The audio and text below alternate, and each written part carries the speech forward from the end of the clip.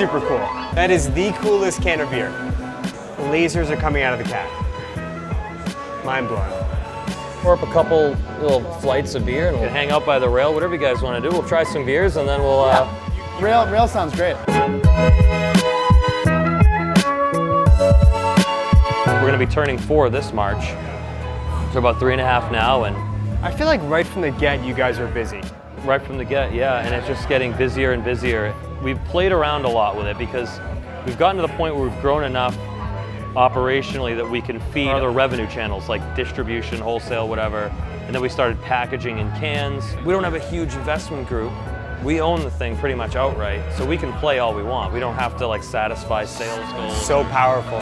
One of the things we always talk about is control and being able to just do things that may not make sense right now, but we can kind of see in 2 to 3 years where it might be, really. Yeah. And that's kind of how video morphs and how other things do. But when you have a gun to your head because you don't own your company, it wouldn't be your company anymore. You'd have to get approval to hire someone to do video, and they'd be like, why? That has nothing to do with insurance. I know. Why don't we just shoot a couple commercials on a green screen? Yeah, 100%. Will that make you happy? Yeah. Well, it's not what we want to do. Well, it's not your company anymore, you know? Yeah. So.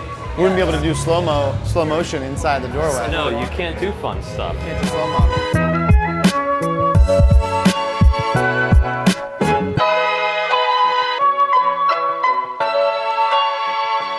Every beer on here is our own recipe. Over time, you've like developed and honed it in. Honed them in. Keith had been homebrewing for about 10 years. Oh, wow. Before we started this, and had won many competitions in the homebrew space. You had been in a lot of bars. Yes. Frequented a lot of bars. Very coincidentally. So we have a lot more tanks than most breweries do that are smaller, and it's almost like a test kitchen. And here we are talking about expanding, and this is going to remain the test kitchen, you know? So let's test them. Yeah, let's test it out. Do you typically like to go light to dark, dark to light? Is there any kind of way to drink it typically? So hops, I don't care what anyone says, hops, because of the acidity and the oil content in some of them that's still left in the beer, will coat your mouth and will linger for the next beer. So we're gonna go less to more. Right, so I always recommend increase the hops as you go. Someone said like, I'm not too big in IPAs. Are your servers trying to ever be like, you might want to try this one, it's our IPA, it'll make it different, or are you guys gonna go with it? What we'll do is we'll work with them, we'll pour them a flight that we know they're gonna enjoy. So like, you like dark beer, try this stout, try our coffee porter. You like clean drinking lagers. You said you like Heineken. Try the Munich Helles and then try our cream ale. You said you don't like IPA. Noted. Bring them out their flight, and then on the way back, you just pour a small little splash of IPA and like, here, this is on the house. Why don't you just give that a shot? That's what I was thinking. And then a lot of times, like, oh my God. Let's start with the cleanest drinking beer, Imperial. It looks like champagne. This one right here. This is Imperial. This is our Munich Helles. Oh yeah. So it's gonna have a really kind of nice Pilsner, like grassy, sort of grainy, biscuity smell to it, and it's gonna drink super clean. Cheers. Well, cheers. I do love this beer. Zack, I didn't get you. So this is just like a good example of a German Pilsner. Very German. It's we serve that in a half-liter mug. I mean, that's one of those slugging beers you want to put down. We went to Oktoberfest together. No kidding. Yeah. Oh, so you probably drank some. We remember 20% of it, so. Yeah. That's a good amount. Yeah. It was a great time. Yeah, 20% actually equals the flight there and the flight home. Time on the plane. Yeah. That's a bucket list item of mine. Dude, it's a great experience. Everyone's so friendly. Yeah. Except if you don't order beer in the morning at 9 a.m., they get really angry. Really angry. Like, what are you doing here then? Yes, we ordered coffee and they were like insulted. 9:30 in the morning, on the way to Oktoberfest, like, oh, it's just some coffee and some eggs, whatever. We were forced into getting multiple beers. Breakfast beer. Yeah. Oh yeah. And in hindsight, we get it, because if you're going to be in it, It's a trial of endurance. Yes. Brings us back though. We won a gold medal for our Czech Pilsner a couple years ago. It Wow. is Didn't know we were in a company of greatness. Oh, that's the highest you can get right there. Yeah, That's awesome. It tastes really, really good.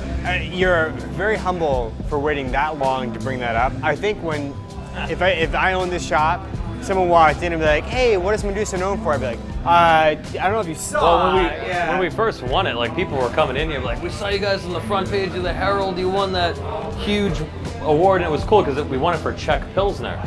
So we beat out a lot of these breweries with in this continental style that have been doing it for 100 years. So that was your second year in business, you won that? Yeah. I would Dude, introduce that's myself incredible. as, hey, I'm Keith. I'm a gold medalist recipient. What do you do? Be a great way to introduce Gold myself. medalist? Well, usually I walk around, like we're going out on Saturday night, I'm just gonna wear that around my neck to the restaurant. What qualifies a brewery as a microbrewery? It's what goes into the beer. How's it being made, who's making it. A big part of being a craft brewery is being able to connect with the people who are involved in the process, not going to visit a manufacturing plant where everything's behind glass. The smells are a little bit shielded from you. There's been a huge influx, right, of microbreweries, craft beer in the last 10 years. Yeah. Do you find that there's a reason for that? Like something in the marketplace was missing, or something in communities that were missing, or? In the 90s, before the internet was really big, you had to learn to brew on a book, through books, through home brewing groups, and it wasn't something that was considered like the coolest thing ever, right? Yeah. And then technology comes about, and now we're able to share these ideas across the globe, making access to knowledge and beer making equipment a lot easier. Home brewing technology gets better, and then the most important thing, the market itself just all of a sudden just exploded. The consumers we all have available to us, it's spread like wildfire. Once something's made available that wasn't made previous, Yeah. you're like, whoa, I kind of like that, and then other people are like, oh, sure, we can produce that too. When we opened, there were 48 breweries in Mass, and now there's 160 almost. Wow. So, but it's still it's still tons of room. undeniable that it's still we're over every year. Every year we're growing, and so this one here is Beacon Light. We're calling it. If you smell this beer, it's drastically different than the other one. Oh, wow, yeah. Yeah, effervescent is a great word. Yeah, so you get a lot of aromatic, and then when you drink it, it's gonna have this odd if you're used to drinking beer, this quick dryness to it, like champagne. Yeah. Very sparkly, very tingly. Yeah, for someone who's not crazy about traditional beer, loves champagne or loves a lighter touch, that should be great. This would be perfect. It's weird, it just explodes in your mouth and it's gone. Cue the jokes. Nope. Some jokes I just tell to Zack behind closed doors. For any company in any industry to scale, you gotta find your niche, and there are plenty of it. And our market is new home buyers, and there might only be 50,000 a year out of the 8 million or 10 million people that live here. But that 50,000. That's how I got hooked up with you guys Right? 6 years ago. Hey, you're buying a house? Talk to Zack. Well, there's no difference though. I mean, if you find that New England Pale IPA is your niche, and there's enough people who want it, I'd much rather play in a small pool with a ton of people. What's next? This one? Yeah, so this is Bad Wicked World, which is our Imperial New England IPA. We were talking about New England style IPA. It's got such a different smell. Much different structure than that brewed IPA we just had. And this one we hopped with tons of fruit, stone fruit, melon flavor. I think a lot of this innovation, just changing of the way that we approach beer, has happened just by people making mistakes. Yeah. A lot of cool stuff is discovered through mistakes. That's not beer specific, that's Everything. This is our wheat wine, which is called Incarnate, which we brewed earlier this year. This is our 500th batch of beer, Wow. which we're pretty proud of. So typically we use malted barley. We sometimes add oats or flaked wheat. Sometimes we add, regular wheat or rye to our beer. This is a wheat wine. It's like making a big batch of oatmeal. We mash all these grains together to pull out the sugars, and then we move the sugars into a kettle, boil them, and then we throw yeast at it to eat all the sugar and poop out alcohol and flavor. So a wheat wine, instead of using barley, great description, especially for a business. Really owner. love when you say poop out. Yeah, I should be in sales. Yeah, you're a good salesman. It's poopy oatmeal. Trust me, you'll love this pooped out product. Yeah. So anyways, this yeast had a lot of sugar to poop.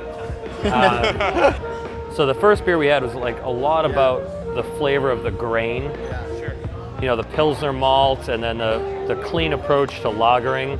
And the wheat wine is more about, again, it's back to these two are about the hops. Yeah. This is more about the grain.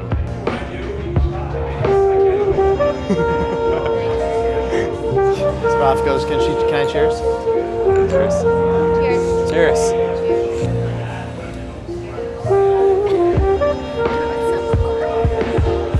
wow. Yeah, the grain is, So, I say that like I know what I'm talking about. I'm like, oh, like that grain. no, but this is the kind of beer, like, if I'm gonna drink this beer, it's the beer that I have at the end of the night on the couch Once. in place of a nice glass of scotch. This isn't where you start the night. You're a Sharpie face if you start the night Yeah, here. yeah. Like you, Yeah. So, I like this. it is good. It's a sipper. In America, we've got the best beer scene of any country, hands down, no questions asked. We make the biggest variety, the biggest quantity, and the most innovative beers out there. But when it comes to the culture, I'm always like confused about that. Because if you walk into a pub in England, It's unapologetic, people man. are unapologetically proud of their country's Die-hard- beer. die-hard And they don't care what brewery's pouring. They don't have as many, but they are just, that's an English beer. A bar that I still go to that I think about is like Sully's. Right by the garden, yeah. That bar to me has That's its the one own that's feel. like, it's as wide as this drink rail. Yes, I it love has its Sully's. own feel, and Matt and I would always go to that bar, and it doesn't smell good, it doesn't feel right, but if you're going to like a Celtics game, that's kind of the vibe that's inside the garden and outside the garden, and it just worked. It's about the culture, not the beer. We don't care who you are. No, not one bit. $6 pitchers. Too many bars and restaurants are trying to appeal to the masses by offering so many of the things that they know that everyone will want and not having like a strong identity and saying, this is all we're gonna do.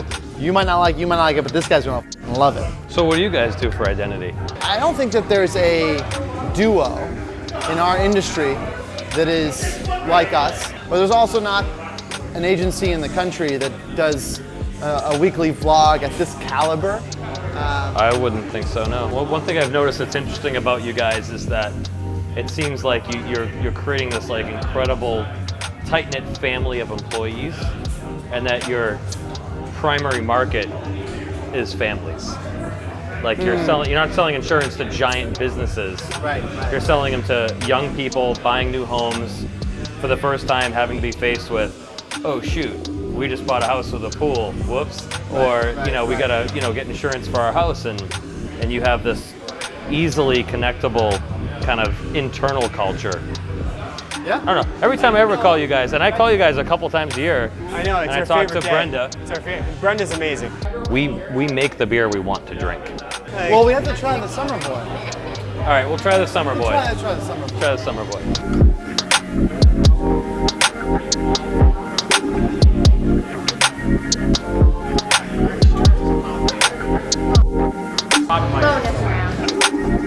This will be similar to something you would drink in England in the summer. It's an English golden bitter. We brewed it right to style a couple times.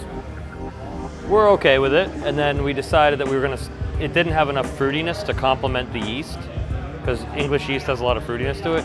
So we started hopping it with American hops, and that's where you kind of get some better aroma. Where did Medusa come from, the name?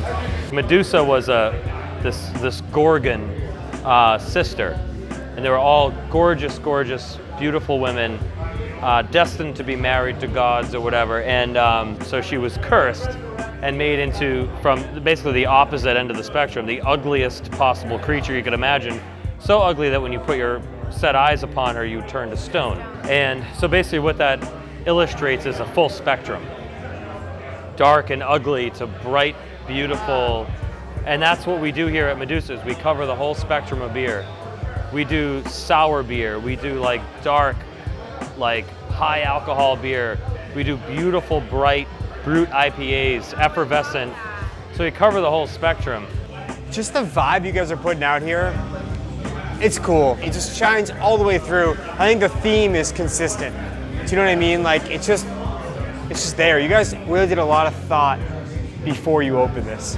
It's clear. Dude, thanks so much. Yeah, of course. Dude, this is so fun. Of course, Great yeah. experience. And I appreciate what you guys are doing. Yeah, thank I think it's good for every small business owner. Yeah. Just getting not even your product out there, but your vibes and your culture, and you're spreading the collaborative environment. Like I make beer and you guys sell insurance products, but there's a very common denominator. We can't compete with the Geicos of the world in their brand strength. You can't compete with the Budweisers of the world, but what we can do is go local and super personal and super relatable and use video and social to cast our message, right? Exactly, yeah. Feeling it. Feeling the flow, Danny. Are you gonna lob it in or are you gonna toss it in? Toss. All right, let's see. I think lobbers win. You know, if you guys need to go over anything. No, we, Did you just bullseye that? Get out of here. Let's go. All right, you gotta leave now. That's in the red too. Dude. you should George Costanza that. Drop that. There's a George Costanza that. I'm out. We have a present for you. Oh, wow. Yeah. That is awesome. I've been bobbled. Welcome to the family. That's awesome.